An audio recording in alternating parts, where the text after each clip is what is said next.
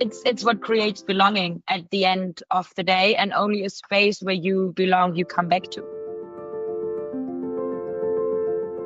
This is the Convene podcast. My name is Maggie, digital media editor. Welcome to season 5 of the Convene podcast, brought to you by Madrid Convention Bureau. Today I'm joined by Josephin Van Waasen, who serves as head of content and community at PCMA EMEA. Jo, as we call her, effectively utilizes her creative and tactical thinking to deliver impactful audience-centric content. And the most recent event where she put her talents to good use was Convening EMEA 2024. And I believe afterwards there were a few labs and smaller events that EMEA delivered really quickly. So Jo, it's a great pleasure to have you on the podcast. Thank you for having me. Feels a little bit like a home run being here with you. Yeah, I know.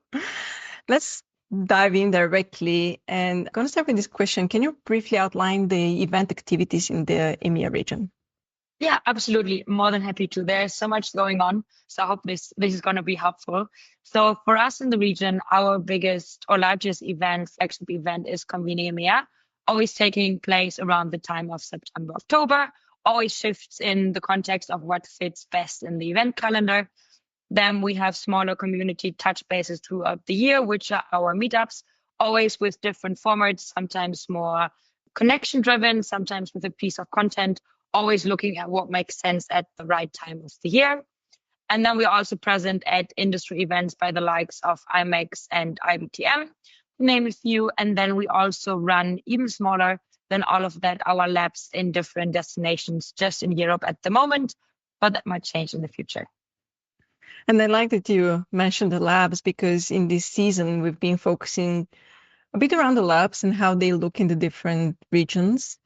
And one common thing that they all have is creating a safe space. So in the context of the EMEA region, what is the concept looking like, and how do you also create this safe space? Yeah, and it's a good timing for the concept, because this at the moment wraps a little bit up the first year of the labs in the EMEA region. I know in other regions around the world, PCMA is already running them a little bit longer, but for this is the first season, so to speak. And the labs for us are really half-day focused workshops specifically developed for business event organizers. And the labs bring together around 25 to 30 organizers, always in specific destinations, meeting them exactly where they are at. So no travel, maybe a train or a bike required, but no more than that. And the labs are really sandbox to ideate and workshop solutions based on challenges that our industry and specifically organizers are currently facing. And the topics are then decided based on those challenges, that we get those insights from our advisory boards, our engagement survey we do at the beginning of the year. So to really make it audience-centric. And for us with those labs, one of the key elements is really to create a comfortable environment for our participants to share and engage with each other and be really open and transparent, because only that's when we can create actionable learnings and insights. And we create this comfortable environment through small group setups. So it's easy for our participants to start engaging with one another in that kind of setting. We also intentionally create icebreakers at the beginning of the workshops, so to really encourage connections and the interactive elements as part of the workshop really enhance that open knowledge sharing. And in addition to that, as if this wouldn't be enough, our industry facilitators, they're always from within the industry, so that we can really connect and relate with our participants, and our PCMA team also contribute to the groups to really make this a cohesive, connected experience. And you mentioned that you intentionally keep the labs small, but from what I understand, they're also free, right? There's usually no fee to participate. So how do you balance, and do you select the audience specifically? Or how do you go about it? For us, the labs is a different way to engage with new communities, to bring individuals and perspectives into the PCMA community that are not there yet. And in order to do that, we need to keep the boundaries as low and basically non-existent as possible. And the registration fee, especially if you're in for something new, not really sure what you're going to get out of it, of course, is quite boundary. So that's why we keep them free to make sure the early access into our community for those new perspectives is very easy. And can you also mention some of the topics you've covered so far? Yeah, so our most popular topic this year was the platform business model, because it's not something new, but it's something that everyone can easily take something away from. And moving from the traditional business model to the platform business model is really something that makes us future ready, so to speak. And wherever you are on that journey on moving from that traditional model where you're able to take something away from. We also had a lab, or two labs actually, focused on the new skill set needed in 2025 and beyond. And the last one we're going to run in November is going to be focused on the business model specifically for your events. Obviously also transferable to the bigger context, but specifically in that context, it's for the events itself. Nice. There's quite a bit going on around the labs. And I don't know if you've already thought about it in terms of the team and you, but are there plans for 25 and what the labs would look like? Well, that's we're a little bit back to the drawing board, exactly what they look like. But the idea to meet our planner community where they are in the destinations, which is at the core of the concept, that will definitely stay the same.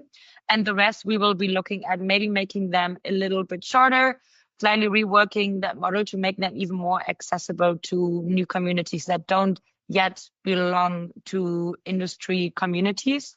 But we are a little bit going back to the drawing board and really taking the learnings from 2024 to explore what that means for 2025. But it's a little bit too early to say what exactly that concept looks like for next year. And now that you mentioned the learnings, what were the learnings or the outcomes that you were expecting as being on the organizer side?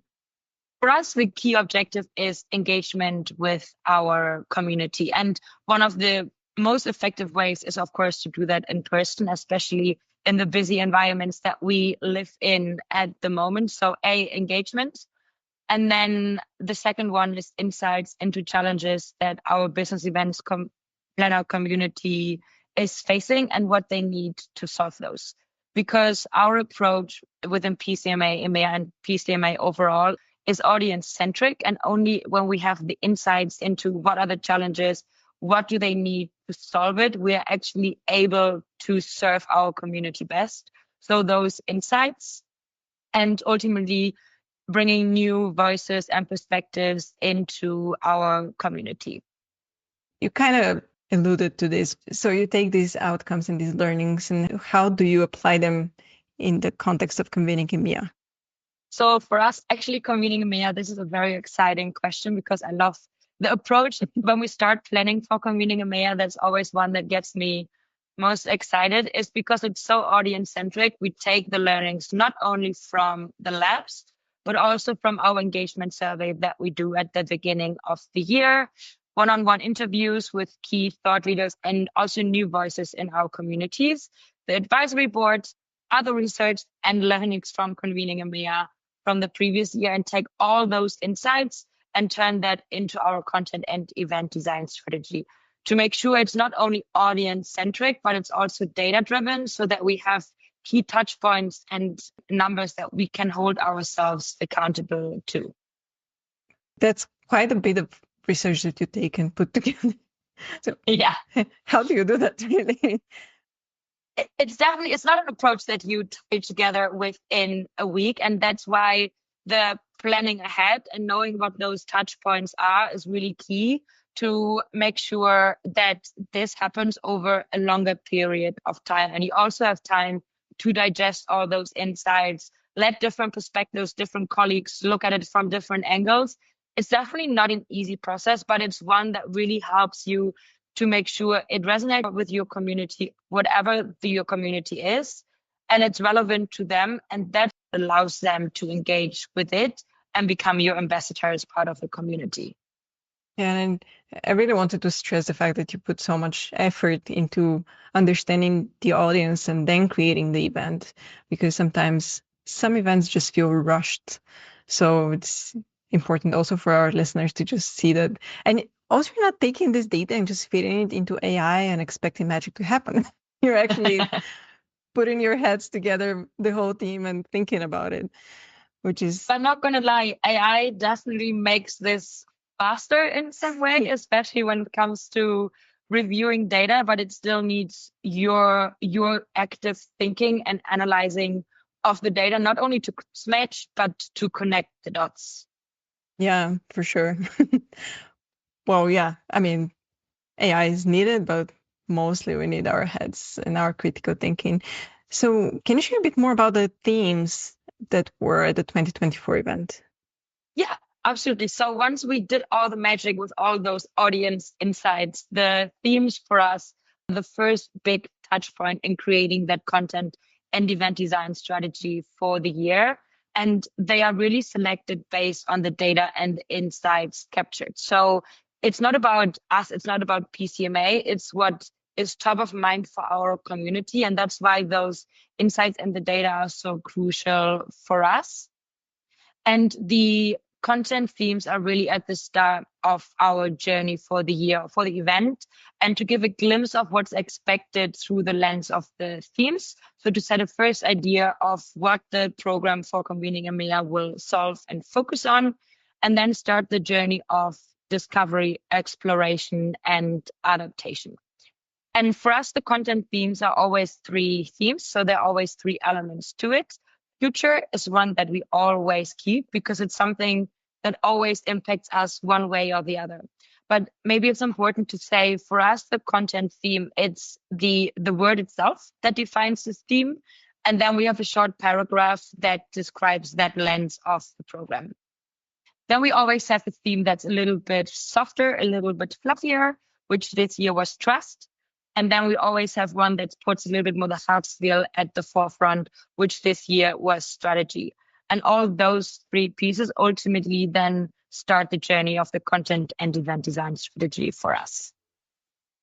Sorry, I was thinking when you said trust, I just went in my head to the December issue of Convene, which will focus also on trust, and we call it the softer side of meetings. So I was like, yeah, I wonder, maybe somehow you inspired us also to create a new cover story. So yeah, well, and the collaboration in this aspect, that's what it comes down to. And I think that's the exciting part of the content and event design strategy, the ripple effect that it creates because it resonates and because it's built on what are the conversations at the moment in our community.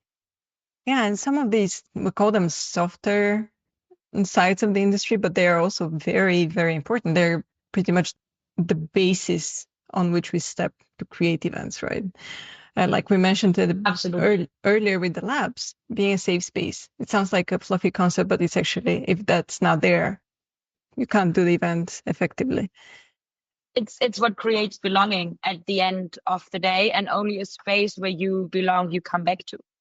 Yeah, very nicely said. A word from our sponsor. Voted the world's best meeting destination for 5 consecutive years, Madrid offers an exceptional transport network, breathtaking spaces, world-class dining and accommodations, and a vibrant lifestyle that seamlessly blends business with leisure. Make your next meeting Madrileño. Discover more with the Madrid Convention Bureau. Now back to the program.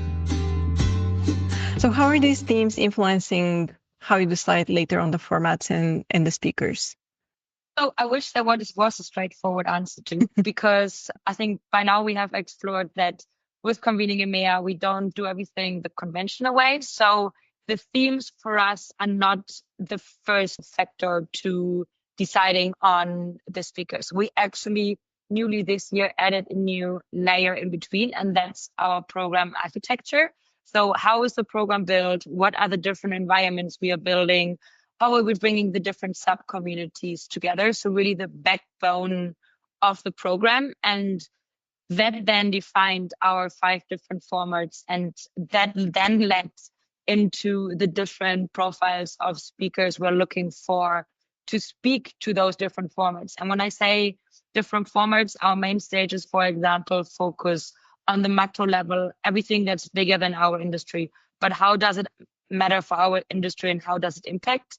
Insight series, for example, focus on industry-specific learnings, meaning we definitely need speakers from within our industry.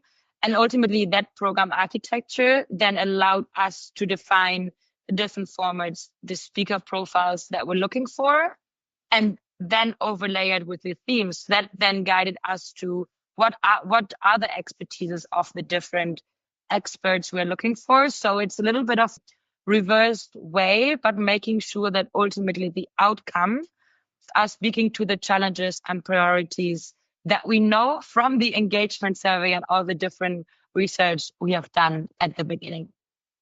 And I have to stop here for a second because you are putting so much effort into this, but sometimes we all know it happens in all events, no matter how much preparation you do and how much you try. Sometimes the session or the speaker does not connect with the audience. What do you do after? I mean, you can't do anything when it happens. It's Now, a session that flops, but what's happening afterwards? for us, I think one of the big things, it's really about, especially when you launch a new concept that's as complex as this, it's really about the hand holding. And I don't mean hand holding in a controlling way, but really taking speakers on the journey, explaining the concept, providing the framework for them as well to work in. So each of our program elements had a framework that we shared with speakers to build their session on, to make sure that there are key learnings clearly defined at the end of the session. And of course, if a session doesn't go the way as expected, there can be multiple reasons, right? It's about having that conversation afterwards and explore what was the reason that the dots didn't connect or that it wasn't relevant for our audience. Those learnings for us are really important to then look into 2025 or the upcoming year and see how can we turn those learnings into actions to prevent that from happening again. What would you do differently now that you have these learnings from 24? I think differently is a very interesting word because that would mean I had hindsight and could travel back in time to do it differently, which of course we all sometimes wish we would have. But we rather look at how can we take the learnings and elevate them for 25. So to not be scared of making mistakes or for something to fail, because we have to take risks and it could be the greatest thing that we have tried, but it could also fail. And then it's not about doing it differently, but rather elevating it.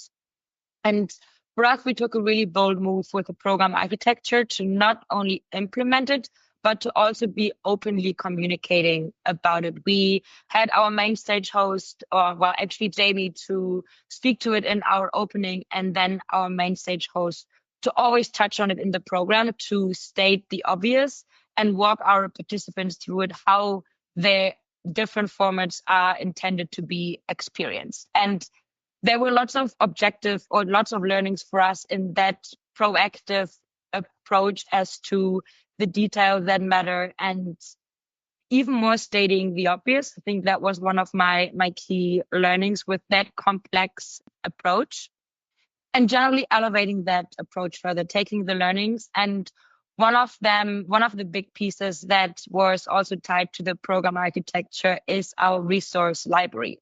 Because with that new structured approach, one of our key objectives is to really take the learnings not only happening at Convening EMEA, but let them ripple afterwards until Convening EMEA conveniently happens again, so that not only the individual takes the learning away, but also the teams, organizations, and their communities can benefit from those learnings. And that's why for next year, we want to be even more proactive and intentional to create the resource library. And when I say resource library, I mean anything you can think of from multiple content types, allowing maximum engagement and learnings. So toolkits, playbooks, anything that participants can take back to their teams. Of course, PowerPoint decks, so people can really go back into the content from the session, summary takeaways with Snapside to make sure everything goes fast and speedy with AI, but also articles and podcast series like what we're doing here today, but we also do on-site with our speakers to pull a little bit more of their great expertise out of them, because not everyone might be at Convening EMEA, but yet the content is so rich and so relevant that we really want to make sure participants and the peers around them can learn in a lot of different ways, whatever speaks to them and their own learning types or preferences. I think often as an industry, we're stuck in this one event. It just happens now and poof, it's gone. Or we record it, but nobody watches it because nobody has the time. But you're creating as a team these small nuggets that are very digestible. The effect, as you say, can ripple through the organizations and the industry pretty much. And hopefully we can see change. Yes, because, some learnings definitely need the deep dive, the 90 minutes. And that's also in the context of Convening EMEA and the program architecture where we intentionally take the time. But then there are also other formats where it only needs the 15 minutes and content really does not need to be longer than it really has to be. You rather want to leave your participants or listeners, whatever way, curious to learn more than having had enough. And that's a very, very thin line. Oh, yeah. We've all been there. Yeah, absolutely. So what's on the horizon for EMEA, for the region? What are you planning? Very exciting question, especially at the end of the year as we're looking into 2025. I think personally what excites me the most is to see with all the unconventional approaches we're taking in the context of Convening EMEA and beyond, that they're resonating because they're creating dialogue, they're creating curiosity and engagement, not only what we are getting fed back, but also between our participants on social media, which is great. And that shows us that the comfortable environment that we are creating to have uncomfortable conversations is facilitating the change that we need to see. We're not driving the change. Ultimately, that's what's happening in the minds of our community themselves, but we're giving the impulse for them to start that change. And that what truly makes what we do in the region audience-centric. And that's one of the things that really, really most excite me. In terms of what's in the horizon, I think one of the things that I haven't really mentioned before is that within our region, we really aim to create a multi-generational ecosystem. And that will be our key focus for next year, not only in the context of Convening EMEA, who will be on stage, who will be helping us here to create the program, but also throughout the year to make sure we bring that next generation of event leaders into our community. I'm very excited about that. Yeah, me too. It's the different perspectives, it's different types of conversations, and it's ultimately what will push us even more to think differently. Yeah, our industry desperately needs this kind of point of view. And as we're wrapping up, was there anything we didn't address and we should mention before we end? I think this was pretty cumbersome with all the details, but if you have any ideas, any thoughts, anything you feel that's missing, for us, the doors are always open for conversation and no idea is too far outside the box because it might, at the end of the day, not be that idea, but it might spark another idea or integrate with something else. And bold ideas is where the change happen and the door is always open for us to hear what you're saying. That's actually an open invitation to our listeners. So if they have anything, just reach out to Joe and the team. So Joe, thank you so much for making the time and really sharing so many insights into how you approach the events in the region. Yeah, thank you for having me. Remember to subscribe to the Convene podcast on your favorite listening platform to stay updated with our latest episodes. We want to thank our sponsor, Madrid Convention Bureau. Learn more about how to make your next meeting madrileño at esmadrid.com/MCB. That is esmadrid.com/MCB. For further industry insights from the Convene team, head over to pcma.org/convene. Stay inspired, keep inspiring, and until next time.